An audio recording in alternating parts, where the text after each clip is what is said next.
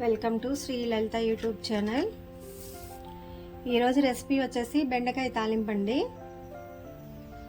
బెండకాయలు కడిగి కట్ చేసి ఆరబెట్టానండి. ఒక హాఫ్ కేజీ పచ్చిమిర్చి ఒక 6 తీసుకున్నాను. ఉల్లిగడ్డ సగం అండి, ఆల్రెడీ కట్ చేశాను. ప్యాన్ పెట్టి ఆయిల్ వేసానండి. తాలింపులో వేస్తున్నా పచ్చిమిర్చి.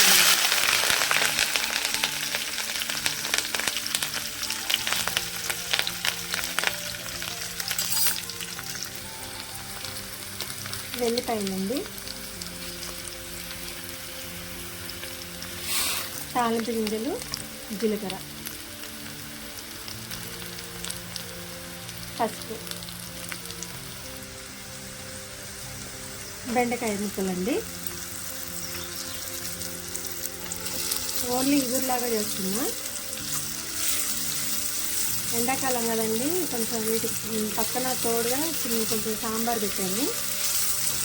ఓన్లీ తాలింపేనండి, బెండకాయ తాలింపు. బెండకాయ ఒక 30% మగ్గిందండి. నేను ఇది మూత పెట్టట్లేదు, ఎందుకంటే మూత పెడితే వాటర్ యాడ్ అవుతాయి కాబట్టి మూత పెట్టట్లేదు. దీనికి తోడుగా పక్కన సాంబార్ ఉందండి, అందుకని ఓన్లీ ఇగురులాగా చేస్తున్నాను, టమాటా యాడ్ చేయకుండా. మనం దీంట్లో కొంచెం కొబ్బరి పొడి వేసుకోవచ్చండి. అయితే ఈ కొబ్బరి పొడి కాకుండా మనకి ఇక ముక్కకి ముక్క అంటే బెండకాయ జిగురు వస్తుంది కాబట్టి ఆ జిగురు అనేది రాకుండా ముక్క విడివిడిగా ఉండాలంటే కొంచెం మజ్జిగ కానీ పెరుగు కానీ యాడ్ చేసుకోవాలండి. ఇప్పుడు ఉడికేటప్పుడు అలా చేస్తే ముక్కకు ముక్క అంటుకోదు, జిగురు లేకుండా పొడి పొడిగా ఉంటుంది బెండకాయ కర్రీ కూడా.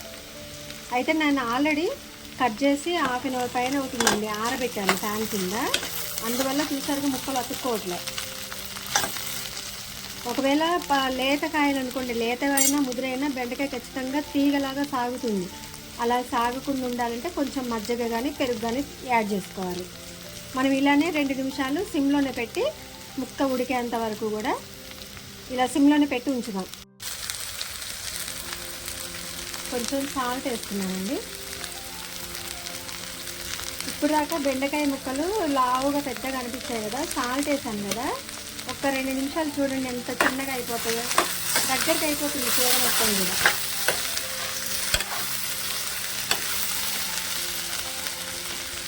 ఒక 2 నిమిషాలకి కారం వేస్తున్నామండి. కారం వేసుకున్న తర్వాత అసలు మనం పొరపాట్లు కూడా హైలో పెట్టద్దు, కూర మాడిపోతుంది.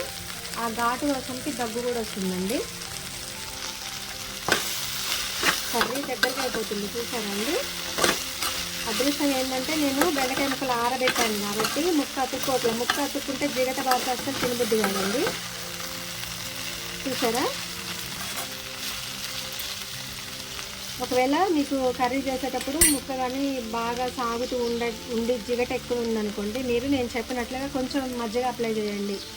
అలాగే లేదా కొంచెం పెరుగన్న వేసుకోండి. అప్పుడు కర్రీ మొత్తం జిగటగా కాకుండా ఇలా అవుతుంది. ఒక 2 నిమిషాలు ఉంచాలండి. కొంచెం ముక్క కొంచెం ఉడికిన తర్వాత కారం వేసుకుందాం మనం. బెండకాయ కర్రీ కలర్ఫుల్గా కనిపిస్తుంది కదండి, మంచిగా గ్రీనిష్గా. ఎన్ని పోషక విలువలు ఉంటాయోనండి. బెండకాయ అంటే ఎక్కువ పిల్లలు తినరు కానీ తినిపించాలండి.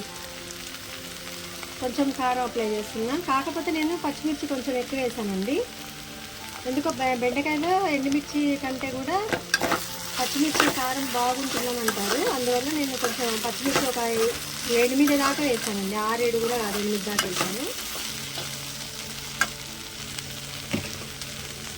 యూట్యూబ్ చేయడం స్టార్ట్ అంటే ఫస్టేనండి, నాకు ఇంతకుముందు ఎక్స్పీరియన్స్ లేదు. కాకపోతే కంప్యూటర్ చేయటం వల్ల ఈ ఎడిటింగ్ ఇదంతా తెలిసింది. ఇటు స్కూల్ ఒకటి, ఇటు కుకింగ్ 2 బిజీ అయిపోయిందండి. అందులోనూ ఎడ్యుకేషనల్ వీడియోస్ కూడా పెడుతున్నాను. కంపల్సరీ మా ఛానల్ సపోర్ట్ చేయండి. సబ్స్క్రైబ్ చేసుకోకపోతే చేసుకోండి. ఒక లైకే కదండి. మేమేమన్నా పిచ్చి వీడియోస్ ఏం కాదు కదా, యూస్ఫుల్ కదండి. కుకింగ్ అయినా కానీ ఎడ్యుకేషనల్ వీడియోస్ ఇవన్నీ కూడా. ఒక్కొక్కసారి టైం ఉండట్లేదండి, బిజీ అయిపోతుంది. స్కూల్కి వెళ్ళడం రావడం, ఇంట్లో వంట అంతా ఇబ్బంది అవుతుందండి. ఆ మధ్య కొంచెం ఒక 1 వీక్ దాకా నేను ఏ పోస్టులు పెట్టలేదు కుకింగ్కి సంబంధించి కూడా. ఇప్పటి నుంచి రెగ్యులర్గా పెడతానండి.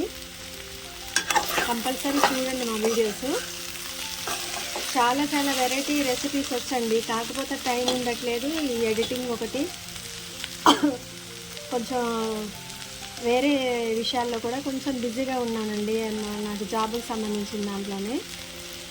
అందువల్ల కొంచెం ఆ మధ్య ఒక 3-4 డేస్ కొంచెం బయటికి వెళ్ళాల్సి వచ్చింది. వీడియోస్ ఏం పెట్టలేదండి. ఎడ్యుకేషనల్ వీడియోస్ ఉన్నాయండి, అలాగే డివోషనల్ వీడియోస్ ఉన్నాయండి. ఫ్యాక్ట్సేనండి, నిజాలే, అబద్ధాలు కాదు. అయితే ఈ కుకింగ్ మీద అంత పెద్దగా ఫోకస్ పెట్టలేకపోతున్నాండి. పికిల్స్, నాన్ వెజ్ పికిల్స్ అన్నీ వచ్చండి, కాకపోతే టైం ఒకటి కుదరట్లేదు. ఖచ్చితంగా ఇక ఫోకస్ పెడతా కుకింగ్ వీడియోస్ మీద కూడా. మా ఛానల్లో డివోషనల్ వీడియోస్ వచ్చేవాళ్ళు కుకింగ్ చూడట్లేదండి, కుకింగ్ చూసేవాళ్ళు డివోషనల్ చూడట్లేదు. సో అందువల్ల కుకింగ్ వీడియోస్కి వ్యూస్ తగ్గుతున్నాయి. కొంచెం అలా ఒక లైకే కదండి, పోయేదేముంది.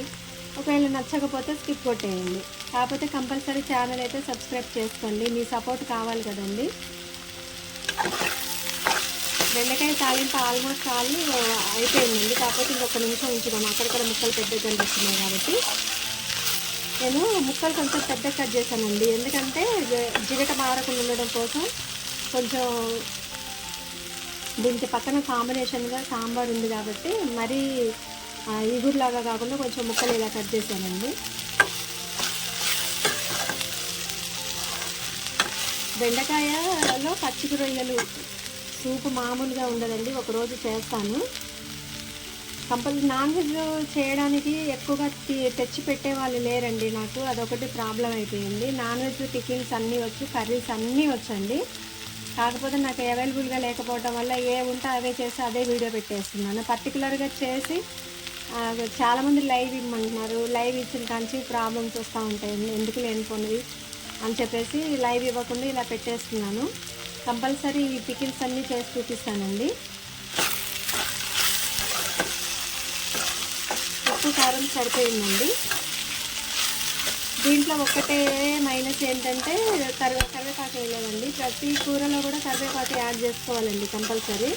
ఇంకా దీంట్లో కరివేపాకు పొడి కానీ ఎల్లిపాయ కారం వేస్తే ఇంకా టేస్ట్ ఉంటుందండి. టేస్టీ బెండకాయ తాలింపు రెడీ అండి. ఒకసారి మీరు కూడా ఇలాగే ట్రై చేసి చూడండి. నేను దీంట్లో కొంచెం పచ్చెనగపప్పు ఎక్కువ వేసానండి, బాగుంటుంది. ఫ్రైలో మనం పచ్చెనగపప్పు వేస్తే ఎక్కువ బాగుంటుంది. ఒక్కటే కరివేపాకు ఒక్కటే యాడ్ చేయలేదండి. Please do like, share and subscribe my YouTube channel. Thanks for watching.